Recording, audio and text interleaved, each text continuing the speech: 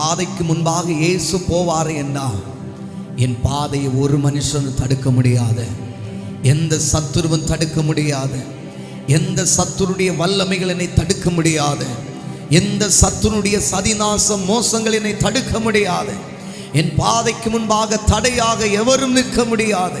காரணம் என்ன என்றால் என் பாதைக்கு முன்பாக போக வேண்டிய சர்வ வல்லமை உள்ளவர் போய்கொண்டே இருக்கிறார்.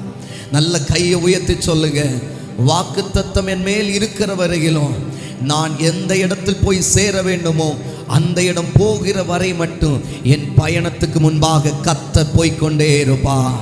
என் பாதைக்கு முன்பாக கத்த போய்கொண்டே இருப்பா. இடர்கள் வந்தாலும், பிரச்சனைகள் வந்தாலும், போராட்டங்கள் வந்தாலும், துன்பங்கள் வந்தாலும், எது வந்தாலும் வாக்குத்தத்தம் முடிகிற வரையில், வாக்குத்தத்தத்தை நிறைவேற்றுகிற வரையில் என் பயணத்துக்கு முன்பாக கத்த போவா.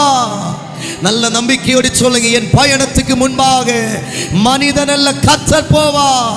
என் பாதைக்கு முன்பாக கர்த்தர் போவா. என் தடைகளை மாற்றிக்கொண்டே இருப்பா. ஹல்லேலூயா. இஸ்ரவேல் ஜனங்களுக்கு ஒரு வார்த்தை கொடுக்கிறார்.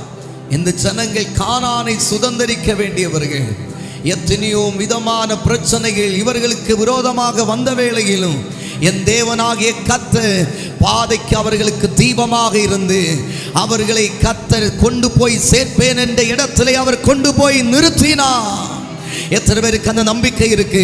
கர்த்தர் என்னை நிறுத்துவேன் என்று சொன்ன இடத்துல கர்த்தர் என்னை நிறுத்துவா. என் குடும்பத்தை நிறுத்துவா. ஆமை, என் பிள்ளைகளை நிறுத்துவா. வாக்குத்தத்தம் ஒரு நாள் பொய் சொல்லாது. வார்த்தை தந்தவர் ஜீவன் உள்ளவர். அவர் என்னுடைய பாதைக்கு முன்பாக அவர் வெளிச்சமாக போவா.